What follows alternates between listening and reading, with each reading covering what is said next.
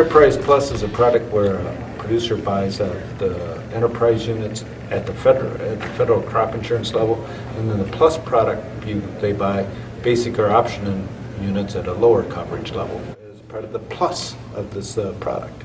So as an example, the farmer might buy 85% coverage for their enterprise and be given 75% coverage on each of the individual units inside that enterprise.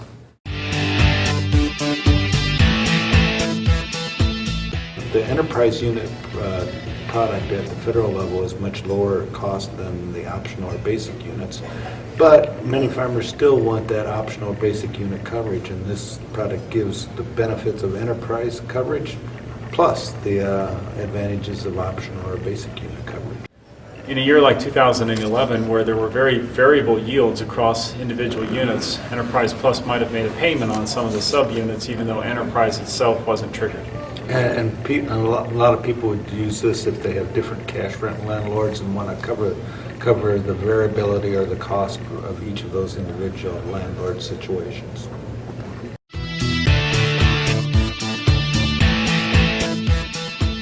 Producers who have lots of underlying units that might be naturally assembled into up to 7 basic units might find this to be a big advantage because they can still get the benefits of enterprise coverage, the higher subsidy rates, and the easier, in a sense, easier to construct insurance, but still have insurance on the individual side. Either has a lot of different cash rent landlords that would want to protect the returns from each of those farms would find this useful, as well as a farmer who had many different parcels spread out that wanted to provide additional protection for each one of those land areas. The other thing is probably an individual that has different cash rent landlords or different situation and wants to, again, ensure have the benefits of Enterprise Plus, but then also provide protection for those individual cash rent farm units.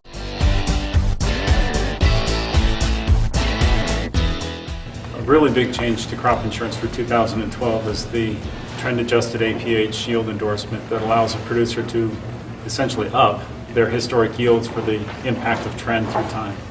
That will increase the APH or the coverages available, and that happens ahead of the Enterprise Plus decision. So that's just a basic change to underlying crop insurance, but it could be a great advantage to folks with good records.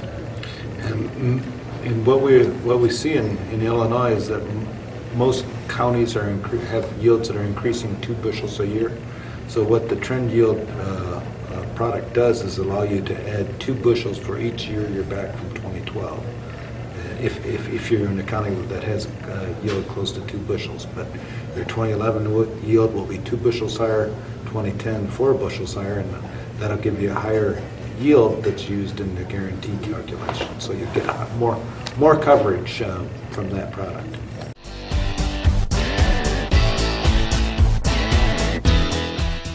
Trend-adjusted yield was first proposed by and carried through the process at RMA by Illinois Corn Marketing Board, and then those of us at the U of I who helped with that product.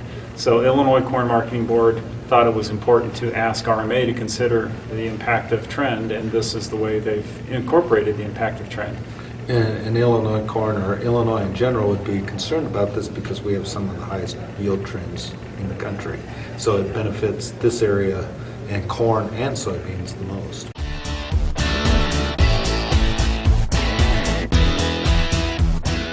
I think of it more, you get the benefit of Enterprise Plus, which if you go to our enterprise units, you can do a higher price selection at a lower cost, and then if you're still concerned about yields on those individual subunits, you can use this plus to give you that advantage.